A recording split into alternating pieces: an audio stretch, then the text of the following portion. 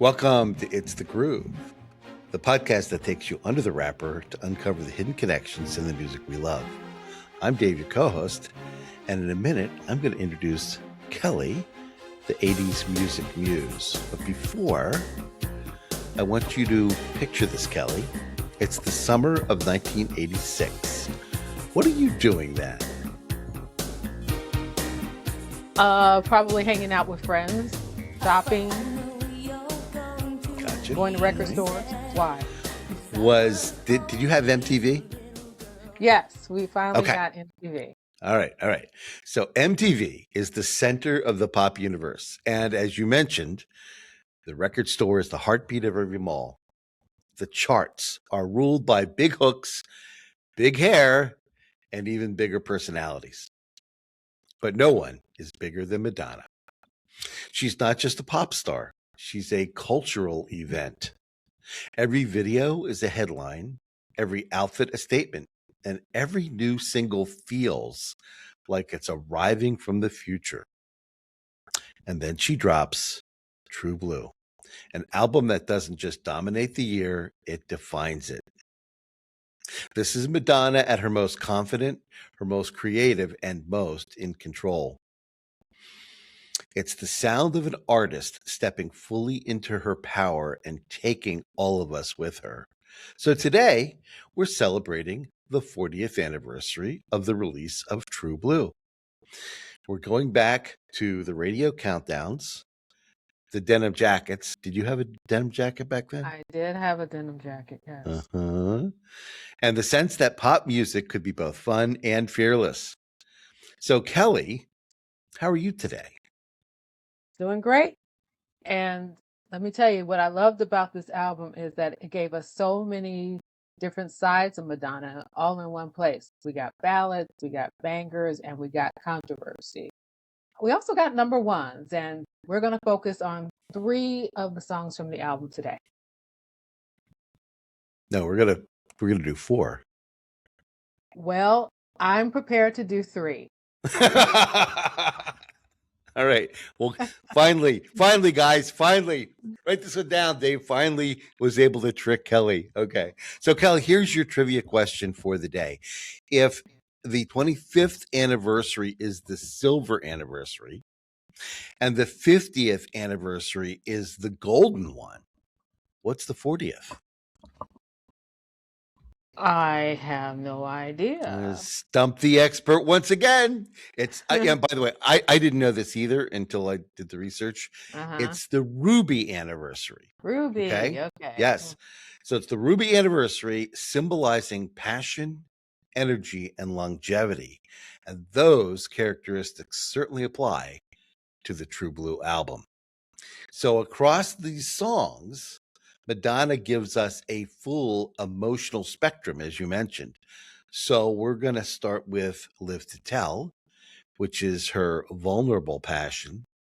Then we're going to move to Papa Don't Preach, which is defiant passion. Then the dance hit, Open Your Heart, which is that desiring passion. Okay.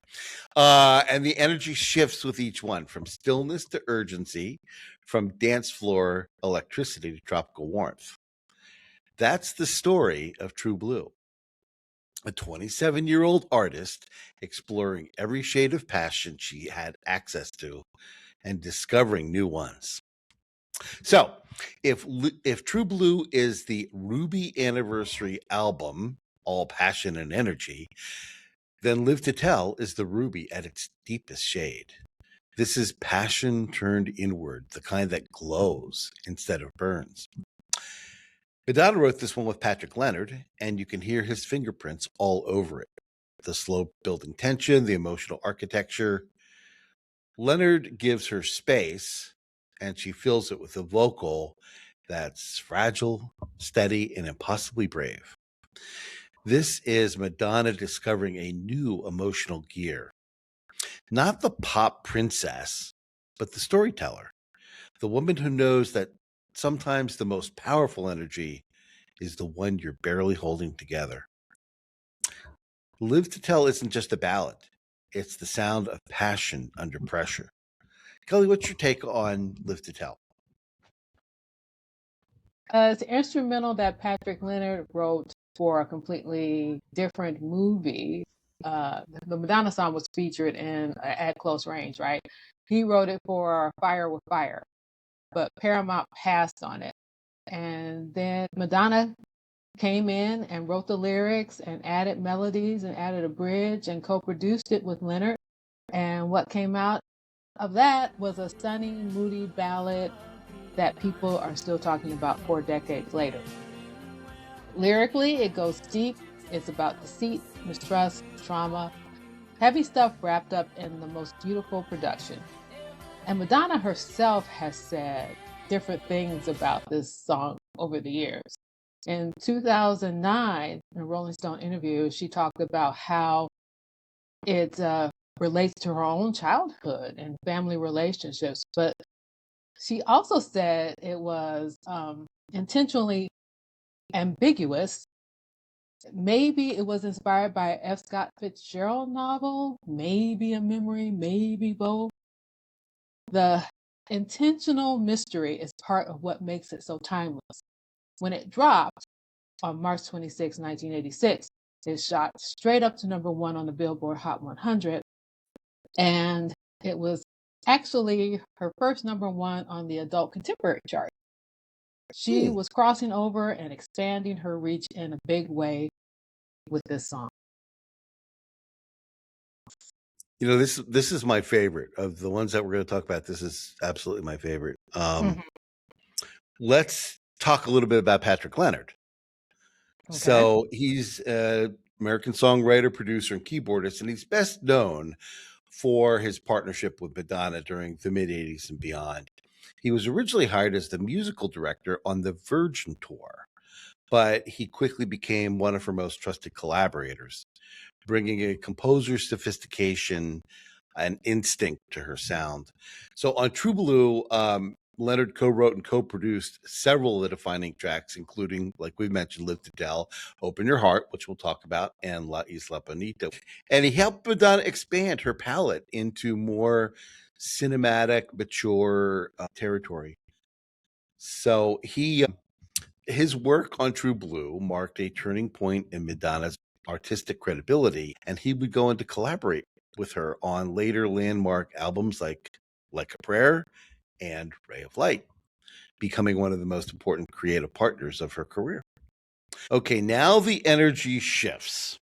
Papa Don't Preach is Madonna in motion. Fierce, focused, and absolutely unafraid. This is passion as conviction, the kind that stands its ground even when the world pushes back. The song was written by Brian Elliott, but the emotional lift, that soaring, gospel-tinged warmth in the background, comes from none other than Siedah Garrett, whose vocals wrap around Madonna like a second spine. Garrett doesn't overpower the song, but she does fortify it. She gives the track its moral weight, sense of community, its heartbeat. So this is passion as defiance, energy as momentum, a pop song as a declaration of independence. Kelly, what are your thoughts about Papa Don't Preach? Well, as you said, it was written by Brian Elliott, who was inspired by conversations he overheard between teenagers outside his recording studio. The song was originally written for singer Christina Dent. Warner Brothers executive named Michael Olston stepped in and got it to Madonna instead. She tweaked the lyrics and got a co-writing credit, and the rest is history. It was released on June 11th, 1986, and became her fourth #1 on the Billboard Hot 100.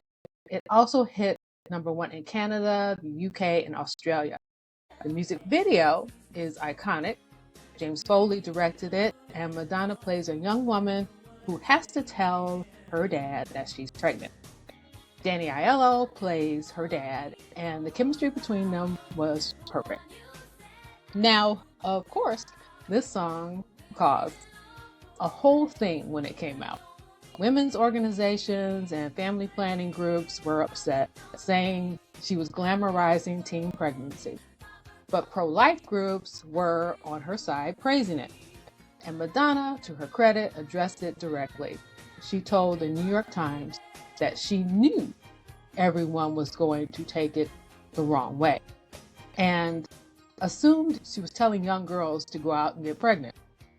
But her point was really about a young woman making her own choice while still holding on to her relationship with her father. It's a nuanced story, and the controversy kind of overshadowed that for a while. She even dedicated the song to Pope John Paul II during her Who's That Girl tour in 1987, which you can imagine did not go over well with the Vatican at all. Italian fans were called to boycott her concerts. There was never a dull moment with Madonna. Certainly not. Musically, one of the things as I was listening that I was amazed by is the contrast between the verse where there's a syncopation. You can definitely feel that syncopation, and then you get into the chorus. Oh, I'm sorry, syncopation and legato. So the tones are very long, syncopated. And then you get into the chorus, and it's, four on the floor, right on the beat, staccato, Papa Don't Preach, very, very distinctive like that. So I thought that was kind of an interesting thing that helps explain a little bit about why this song is compelling. So let's talk a little bit about Siedah, Garrett, and I'm having to shoehorn this in, but those who are fans of the program probably know that I'm maybe her number one fan. You are She's she is a singer-songwriter and arranger whose fingerprints are all over the sound of late 80s and early 90s pop and R&B. She came up through the Los Angeles session world, the same ecosystem that produced so many of the era's great background vocalists, and quickly became known for her warm tone, impeccable pitch, and ability to elevate any track she touched. Now, her breakthrough moment came in 1987 when she co-wrote Man in the Mirror with Glenn Ballard for Michael Jackson, a song that became one of the defining anthems of his career. She also did a duet with Jackson on I Just Can't Stop Loving You, giving her a global spotlight and cementing her status as one of the most versatile vocal collaborators of the decade. But Garrett's resume stretches far beyond Michael. She actually worked in a very detailed basis with Quincy Jones, Sergio Mendes, we mentioned Madonna, Donna Summer, the Brand New Heavies, and countless others, bringing a mix of soul, precision, and emotional clarity to every project. She also has some really interesting solo work.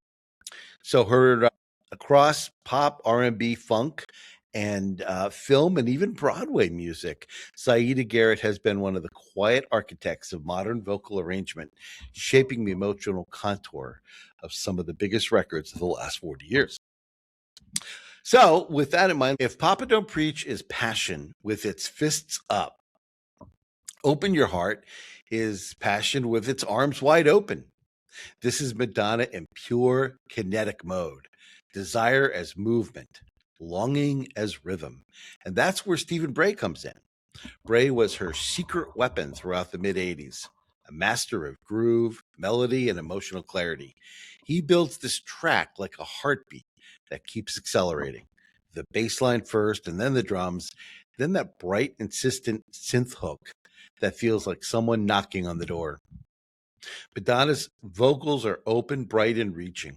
She's not hiding, not posturing. She's asking. And in the world of True Blue, asking is its own kind of courage. This is passion as invitation. It's a dance floor plea for someone to meet you halfway. Kelly, what are your thoughts on Open Your Heart? Well, this was the fourth single from True Blue, released November 12th in 1986 in the US.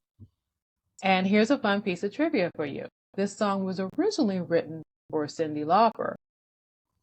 It was called Follow Your Heart, and it was written as a rock song by Gardner Cole and Peter Rolfson.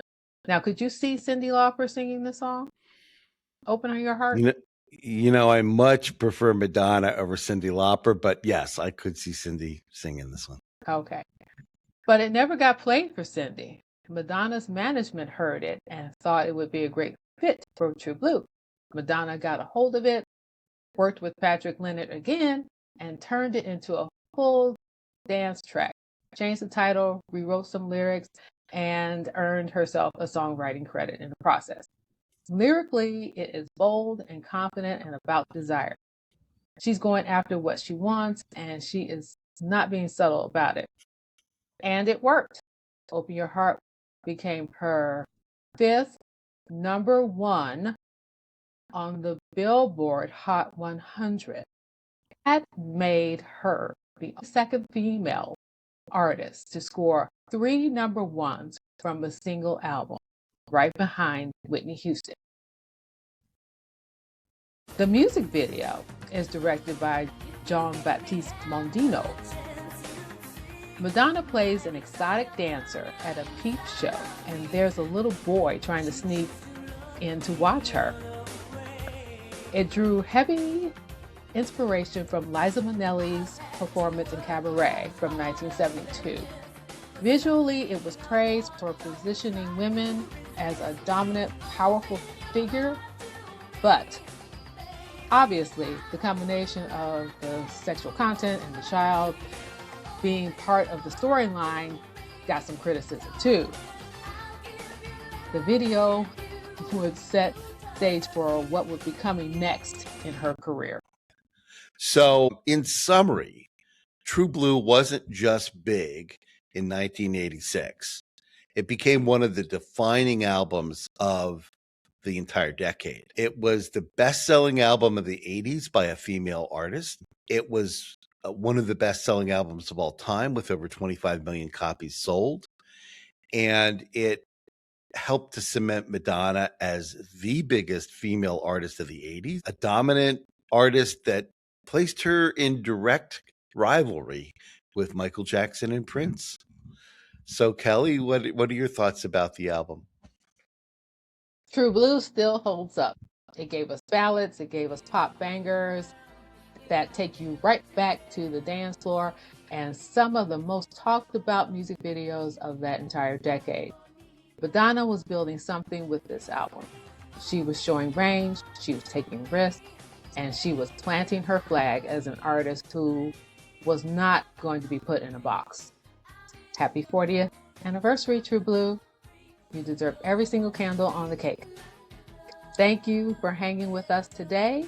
Make sure that you like and subscribe wherever you listen to our podcast. Follow us on socials. We're on Blue Sky, Instagram, and Twitter X.